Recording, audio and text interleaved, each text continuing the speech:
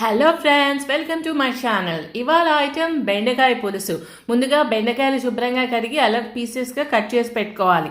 Next pan పెట్టి తాలింపు దినుసులు వేయాలి. అవి వేగిన తర్వాత ఉల్లిపాయ ముక్కలు, పచ్చిమిర్చి కూడా వేసి ఎర్రగా వచ్చే వరకు ఫ్రై చేయాలి. ఆ తర్వాత టమాటో ముక్కల్ని యాడ్ చేయాలి. ఈ టమాటోల వల్ల పులుపుదనం యాడ్ అయ్యి బెండకాయ పులుసు మంచి టేస్ట్ వస్తుంది. నెక్స్ట్ ముందుగా కట్ చేసి ఉంచుకున్న బెండకాయ ముక్కల్ని వేసేసుకుందాం. అందులో తగినంత ఉప్పు, పసుపు, కారం వేసి చక్కగా మిక్స్ చేసుకోవాలి. ఇది కొంచెం ఫ్రై అయిన తర్వాత చింతపండు పులుసు పోసేసుకుందాము. ఇందులో కొద్దిగా జీలకర్ర పొడి, ఇంకా కొంచెం బెల్లం వేయాలి. వేసి కొంచెం సేపు ఉడకనివ్వాలి. ఈ బెండకాయల్లో పెక్టిన్ అనే ఒక ఫైబర్ ఉంటుంది. ఇది మన బాడీలో బ్యాడ్ కొలెస్ట్రాల్ని రెడ్యూస్ చేస్తుంది. బెండకాయ ముక్కలు పులుసులో చక్కగా ఉడుకుతున్నాయి. ఈ బెండకాయల్లో విటమిన్ కే ఇంకా ఐరన్ అధిక శాతంలో ఉంటాయి.